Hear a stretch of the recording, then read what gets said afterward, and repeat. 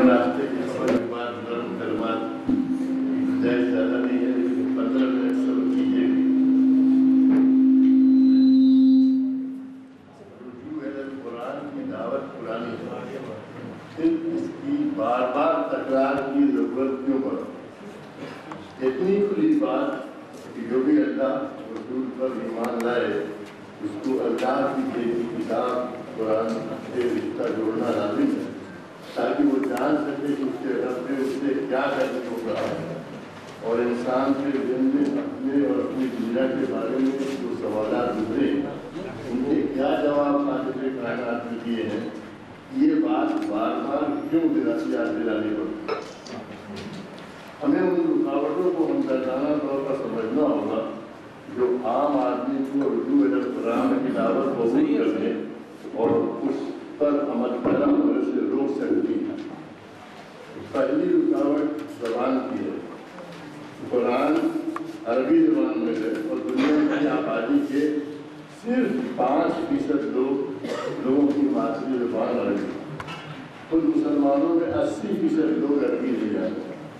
ترغیب دلانے، ہمت بنانے اور بڑے جتن کرنے پر بھی کچھ غیر عربی زبان سیکھ بھی لیں تو بھی عام انسانوں، عام مسلمانوں کی نسبت سے مسئلہ حل نہیں ہوتا. خود ہمارے ملک ہندوستان میں ایک بڑی تعداد ان پڑھ اپنی مادری زبان کو بھی کان سے سن کر سمجھتی ہے، آنکھ سے دیکھ کر نہیں پڑھ سکتی. نتیجہ یہ ہے کہ زیادہ تر مسلمان قرآن کو پڑھنے اور سمجھنے سے قاصر ہے. تاریخی طور پر اس مشکل کو 2 طرح حل کیا گیا ہے. پہلا طریقہ مقامی زبانوں میں قرآن شریف کے ترجمے کا ہے، جسے پڑھ کر یا سن کر عام آدمی قرآن کی باتیں جان سکتا ہے.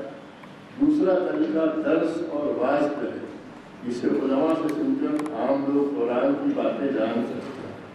تقریباً 300 سال پہلے جب شاہ ولی اللہ دہلوی نے عام فہم فارسی میں قرآن شریف کا ایک نیا ترجمہ عبد الرحمن فی ترجمۃ قرآن کے نام سے پیش کیا تو اس کے مقدمے میں لکھا، یہ کتاب بچپن ہی میں پڑھا دینی چاہیے تاکہ سب سے پہلے ان کے ذہن میں جو چیز آئے وہ اللہ کی کتاب اور اس کے مطالب.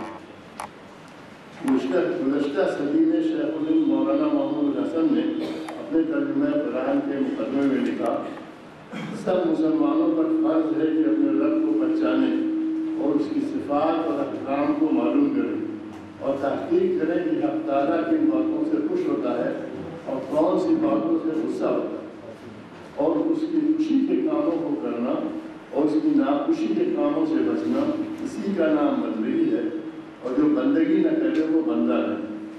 اور سب کو معلوم ہے کہ آدمی جب پیدا ہوتا ہے تو سب چیزوں سے ناواقف محض انجان ہوتا ہے. پھر سکھلانے سے سب کچھ سیکھ لیتا ہے اور بتلانے سے ہر چیز جان لیتا ہے. لیکن جیسا حق تعالیٰ نے ان باتوں کو قرآن شریف میں خود بتلایا ہے ویسا کوئی نہیں بتلا. اور جو اثر اور برکت اور ہدایت خدا کے کلام میں ہے وہ کسی کے کلام میں نہیں ہے. اس لیے عام خاص جملہ علیہ السلام کو لازم ہے کہ اپنے اپنے درجے کے موافق کلام اللہ کے سمجھنے میں غفلت اور کوتاہی نہ کریں. بعض لوگ خیال کر سکتے ہیں کہ عام آدمی قرآن کا ترجمہ پڑھے گا یا سنے گا تو بہت سی باتیں اس کی سمجھ میں نہیں آئیں گی. زیادہ مقبول طریقہ یہ ہے کہ عام مسلمان علماء کے بعد نصیحت سنیں اور انہی سے پوچھیں کہ کرنا کیا ہے. یہ خیال درست نہیں ہے 2 وجہ سے. پہلی وجہ یہ ہے کہ سمجھنے میں مشکل صرف بعض ان آیات میں پیش آ سکتی ہے جن کا تعلق خلاف، وراثت وغیرہ امور یا غیر کی باتوں یا تاریخی حکایات سے. ترجمے کے ساتھ وضاحتی نوٹ کے علاقے سے اس مشکل کو دور کیا جا سکتا ہے. دوسری وجہ اس خیال کو رد کرنے کی یہ ہے کہ کوئی بات جب خدا کے حکم کے طور پر سامنے آتی ہے تو اس کا اثر کسی انسان کے بعد نصیحت سے کہیں زیادہ ہوتا ہے. اپنی بات کی وضاحت کے لیے چند متفرق آیات کے ترجمے پیش کرتا ہوں. پڑھو اپنے رب کے نام سے جس نے پیدا کیا، جمے ہوئے خون کے لوتھڑے سے انسان کی تخلیق کی. پڑھو تمہارا رب بڑا کریم ہے جس نے قلم کے ذریعے علم سکھایا، انسان کو وہ علم دیا جسے وہ نہ جانتا. سورہ علق کی ابتدائی آیت۔ زمانہ گواہ ہے، انسان در حقیقت خسارے میں ہے، سوائے ان لوگوں کے جو ایمان لائے اور نیک اعمال کرتے رہے اور ایک دوسرے کو حق کی نصیحت اور صبر کی تلقین کرتے رہے۔ سورہ بلا سے لوگوں اپنے رب کے غضب سے بچو۔ حقیقت یہ ہے کہ قیامت کا زلزلہ بڑی ہولناک چیز ہے۔ اس روز تم اسے دیکھو گے، حال یہ ہوگا کہ ہر دودھ پلانے والی اپنے دودھ پیتے بچے سے غافل ہو جائے گی، ہر حاملہ کا حمل گر جائے گا اور لوگ ان کو مدہوش نظر آئیں گے، حالانکہ وہ نشے میں نہ ہوں گے بلکہ اللہ کا عذاب بھی کچھ ایسا سخت ہوگا۔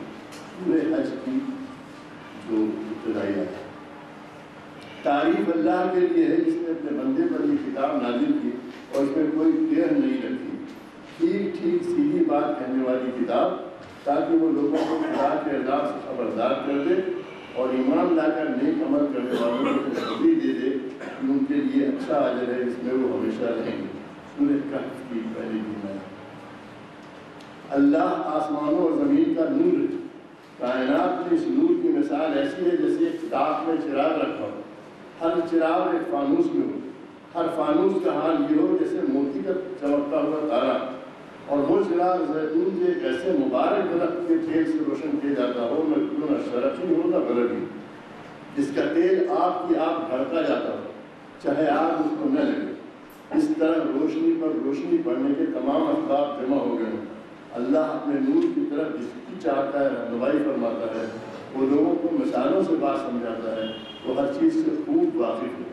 پورے نور کی تجسمی آئے، تیرے رب نے فیصلہ کر دیا ہے کہ تم لوگ کسی کی عبادت نہ کرو مگر صرف اس کی، والدین کے ساتھ نیک سلوک کرو، اگر تمہارے پاس ان میں سے کوئی ایک یا دونوں بوڑھے ہو کر رہیں تو انہیں اف تک نہ کہو، نہ انہیں جھڑک کر جواب دو، بلکہ ان سے احترام کے ساتھ بات کرو اور نرمی اور رحمدلی کے ساتھ ان کے سامنے جھک کر رہو اور دعا کیا کرو پروردگار ان پر رحم فرما جس طرح انہوں نے رحمت اور شفقت کے ساتھ مجھے بچپن میں پالا۔ یہ بنی اسرائیل کی 23ویں 24ویں ہے۔ یہ لوگوں جو ایمان لائے ہو، نہ مرد دوسرے مردوں کا مذاق اڑائے، ہو سکتا ہے کہ ان سے بہتر ہو، نہ عورتیں دوسری عورتوں کا مذاق اڑائے، ہو سکتا ہے کہ ان سے بہتر ہو۔ آپس میں ایک دوسرے پر کام نہ کرو اور نہ ایک دوسرے کو برے القاب سے یاد کرو۔ ایمان لانے کے بعد فسق میں نام پیدا کرنا بہت بری بات ہے، جو لوگ اس روش سے باز نہ آئیں وہ ظالم ہیں۔ پورے حجرات خوب جان لو کہ یہ دنیا کی زندگی اس کے سوا کچھ نہیں کہ کھیل اور زندگی ہے، اور ظاہری ٹھیک ٹاک اور تمہارا آپس میں ایک دوسرے پر فخر جتانا اور مال و اولاد میں ایک دوسرے سے بڑھ جانے کی کوشش کرنا ہے۔ اس کی مثال ایسی ہے جیسے بارش ہو گئی تو اس سے پیدا ہونے والی نباتات کو دیکھ کر کاشتکار خوش ہو گئے، پھر وہی کھیتی پک جاتی ہے اور تم دیکھتے ہو کہ وہ زرد ہو گئی، پھر وہ خشک بن کر رہ جاتی ہے۔ اس کے برعکس آخرت وہ جگہ ہے جہاں سخت عذاب ہے اور اللہ کی مغفرت اور اس کی خوشنودی ہے۔ دنیا کی زندگی ایک دھوکے کی ترقی کے سوا کچھ نہیں۔ دوڑو، ایک دوسرے سے آگے بڑھنے کی کوشش کرو اپنے مرد کی مغفرت اور جنت کی طرف جس کی وسعت آسمان و زمین جیسی ہے، جو مہیا کی گئی ہے ان لوگوں کے لیے جو اللہ اور اس کے رسول پر ایمان لائے ہیں۔ یہ اللہ کا فضل ہے، اسے چاہتا ہے عطا فرماتا ہے اور اللہ بڑے فضل والا ہے۔ سورہ حدید کی 20ویں آیت۔ نہایت مہربان خدا نے اس قرآن کی تعلیم دی، اسی نے انسان کو پیدا کیا اور اسے بولنا سکھایا۔ سورج اور چاند ایک حساب سے پابند ہے اور تارے اور درخت سب سجدہ-ریز ہیں۔ آسمان کو اسی نے بلند کیا اور میزان قائم کر دی۔ اس کا تقاضا ہے کہ میزان میں خلل نہ ڈالو، انصاف کے ساتھ ٹھیک ٹھیک توڑو اور ترازو میں ڈنڈی نہ مارو۔ سورہ رحمان کی ہے۔ عام مسلمانوں کو ترجموں کے ذریعے قرآن کی طرف رجوع سے روکنا نادرست ہی نہیں، ناجائز بھی۔ ایسا کرنا اسلامی احکام کی صریح خلاف ورزی ہے۔ یہاں میں ادارے کو اس بات کی توجہ دلانا چاہتا ہوں کہ لوگوں کے دل میں کچھ اور خدشے بھی ہیں، اور ان میں سے ایک خدشہ یہ ہے کہ قرآن کا ہر ترجمہ تقریباً اردو کے ترجمے پر یہ بات ہوتی ہے مسلکی ترجمہ، تو ہر مسلک کے لوگ اپنے مسلک کے بچوں کو دوسرے مسلک کے سائے سے بھی دور رکھنا چاہتے ہیں، تو اگر وہ یہ کہیں کہ صرف ہمارا ترجمہ پڑھو تو زیادہ برا لگتا ہے تو وہ ترجمے سے ہی دور رکھنا. تو اس چیز پر کچھ کام ہونا چاہیے تحقیقی. میرا خیال یہ ہے، میں نے کوئی سروے نہیں کیا کہ ترجمے میں مسلک کے اعتبار سے فرق ہونا بالکل قدرتی بات ہے. آدمی کا ایک مسلک اس لیے ہوتا ہے کہ وہ اسی کو ٹھیک سمجھتا ہے تو ترجمہ میں اس کا عکس پڑے گا. لیکن یہ قرآن کی کور تعلیمات سے دور دور کی بات ہے. اسی مسلک میں کچھ چیزوں کو پکڑ رکھا ہوتا ہے، لیکن بہت سی تعلیمات قرآن کی ایسی ہیں جس میں مسلکی فرق سے کوئی زیادہ اختلاف نہیں ہوتا. تو اس بات کو اس کے صحیح مقام کے ساتھ لوگوں کے ساتھ سامنے آنا چاہیے تحقیق کے نتیجے میں کہ بھائی ترجموں میں فرق ہے، لیکن وہ فرق ایک دائرے تک موجود ہے. اور اس کا علاج یہ ہو سکتا ہے، اب اس سے کسی کے اتفاق کو اختلاف ہے کہ لوگوں سے کہا جائے کہ ٹھہر کے پڑھو، ایک ہی مترجم کے ترجمے کا اتفاق نہ کرو، بہت سے ترجمے کرو وغیرہ وغیرہ. یہ باتیں سن کر کوئی کہہ سکتا ہے کہ رجوع الی قرآن کی دعوت کے اصل مخاطب تو خواص ہے. آج صورتحال یہ ہے کہ مسلمان دانشوروں اور علماء نے پیش آمدہ مسائل میں اپنا رہنما فقہ اسلامی کو بنا رکھا ہے. مسئلہ سیاست کا ہو یا معاشرت کا یا معاشی نظام اور زر اور مالیات کے مسائل میں، قرآن میں مشکلات کے حل تلاش کرنے کی جگہ فقہی سرمایہ پر انحصار ہے. دور جدید میں اس کی سب سے بڑی مثال اسلامی فنانس کی ہے. مسلمانوں کو صریح سود سے بچانے کے لیے مگر ساتھ ہی ان کو کاروبار میں آگے بڑھانے کے لیے بازار میں مروجہ سارے ہی طریقوں کے اسلامی بدل جزئیات فخر پر قیاس اور تلفیق کے ذریعے نکال دیے گئے. 40 برس کی کوششوں کے نتیجے میں اسلامک فنانس سارے مسلمان ملکوں میں بلکہ ان علاقوں میں بھی رواج پا چکا ہے جن میں مسلمان اقلیت میں، مگر ابھی تک اسلامک فنانس مال کو ان مقاصد کا خادم بنانے میں کوئی پیش رفت نہیں کر سکا ہے جن کا قرآن میں ذکر. مسلمان آبادیوں کا ایک معتبر حصہ بھوک، مرض اور سر چھپانے کی جگہ سے محروم ہے، مگر اسلامی مالیاتی ادارے ان کے لیے کسی کام نہیں. قرضوں کا بار اور قرض پر مبنی تمسکات کا حجم جس طرح دنیا کے دوسرے ممالک میں بڑھ رہا ہے، اسی طرح مسلمان ملکوں میں بھی بڑھ رہا ہے. مسلمان ملکوں میں زر کی سپلائی اور کنٹرول کا نظام بھی دوسرے ملکوں کی طرح قرض دینے اور لینے پر مبنی ہے. نتیجہ یہ ہے کہ مسلمانوں کی بھاری تعداد کی چھٹی حص مرابحہ اور توجہ پر مبنی مروجہ اسلامی فنانس کو پوری طرح اسلامی معاملے سے گریز کرتی ہے. اسلامی فنانس کو مقاصد شریعت کا خادم بنانے کے لیے قرآن و سنت کی طرف رجوع ناگزیر مانتا ہے. سوال یہ کہ ایسا ہوتا کیوں؟ کیا وجہ ہے کہ ہمارے علماء اور دانشور نئے پیش آمدہ مسائل کے حل کے لیے بھی رجوع الی قرآن سے جھجکتے ہیں؟ بالکل نئے امور جن کے بارے میں قرآن و سنت میں کوئی نص صریح ملنا پوجا کوئی ایسا حکم ملنا بھی دشوار ہے جس پر قیاس کیا جا سکے، ایسے امور میں بھی غالب رجحان یہ ہے کہ کسی ادنا مناسبت رکھنے والے فقیر جزیے کے سہارے آگے بڑھنا براہ راست رجوع الی قرآن سے بہتر ہے. زر اور کریڈٹ کی سپلائی کا مسئلہ یا کاروبار میں درپیش خطر سے عہدہ برا ہونے کا مسئلہ، شہروں میں پانی اور بجلی کی سپلائی، نیز دیگر رہائشی، تجارتی اور تفریحی ضروریات کی تکمیل کے ساتھ نقل و حمل اور مواصلات کی پلاننگ، قدرتی وسائل کے استفادہ میں آنے والی نسلوں کے مفاد کا لحاظ اور عالمی درجہ حرارت میں اضافے سے پیدا ہونے والے مسائل، یہ نئے مسائل ہیں جن سے 7ویں صدی کا انسان ناواقف تھا. کرۂ ارضی پر آج 7,000 ملین انسان آباد ہے، جبکہ 7ویں صدی میں یہ تعداد چند 100 ملین تک محدود تھی. پیداواری طریقے ایسے تھے کہ ماحولیاتی تلوث کا مسئلہ نہیں پیدا ہوتا تھا. بظاہر مذکورہ بالا امور کا تعلق امور دنیا سے معلوم ہوتا ہے، ان کے بارے میں صحیح حدیث میں آیا ہے کہ ہم تم عالم و امور دنیا میں. لیکن سب کو معلوم ہے کہ مذکورہ بالا امور سے وہ مسائل بھی وابستہ ہیں جو ظلم و فساد کے ازالے اور عدل و قیام سے جڑے ہیں، اور یہ اسلام کو مطلوب ہے. پھر ان امور کی بابت اور بحث کے دوران ہم قرآن کی طرف رجوع سے کیوں کتراتے ہیں؟ جواب آسان نہیں، تفصیلی جواب اس گہرے اور پہلو تجزیے کا طالب ہے، اس کا یہ موقع نہیں، لیکن بحث کا آغاز کرنے کے لیے ہمیں ان رکاوٹوں کو سمجھنا ہوگا جو عربی زبان نہ جاننے کے علاوہ رجوع قرآن میں سامنے آتی ہے۔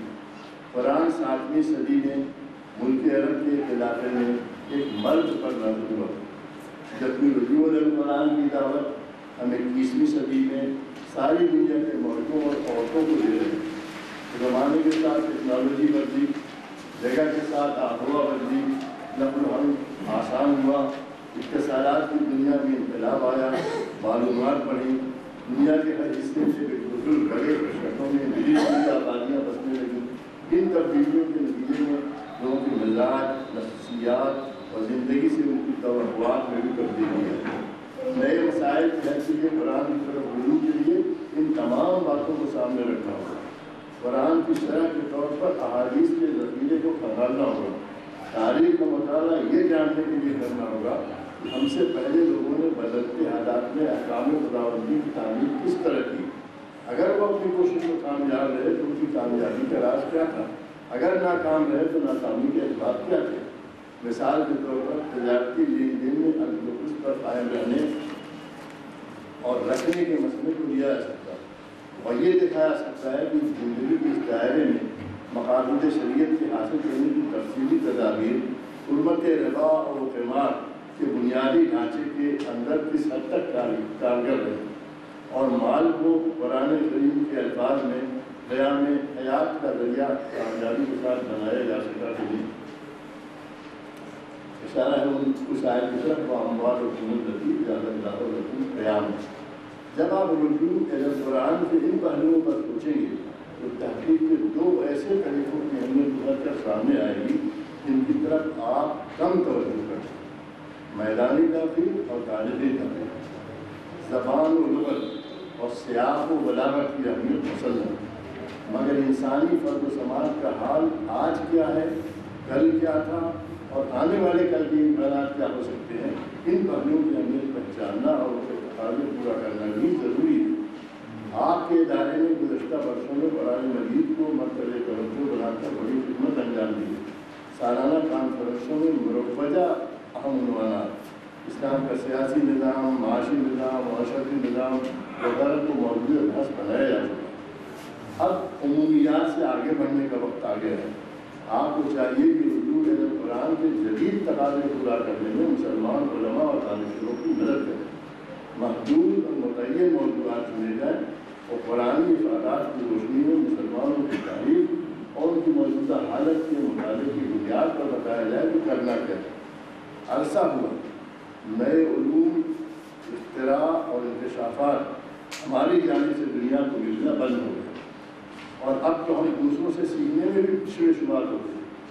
جب ہم آگے تھے تو قرآن کی وجہ سے آگے آئے تھے، آج بھی ایسی ہی توقع رکھنی چاہیے بشرطے کہ ہم نئے تقاضوں کو پہنچانے، کتابوں پر انحصار نہ کریں، مشاہدے احوال کا چلن عام کیجیے، معلوم اور سراہا شدہ احکام کے پہلو پر رکھیے، تجرباتی طریقوں کی گنجائش نکالیے، نئی بات کرنے والوں کی ہمت افزائی کیجیے اگرچہ وہ غلط بھی ہو سکتی ہے۔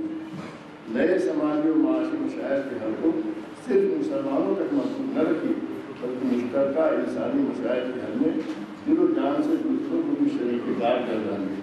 اللہ تعالیٰ سے دعا ہے کہ ہماری ہمتیں بلند کرے، ہمیں اپنی راہ پر قائم رکھے اور ہماری بلوشی سے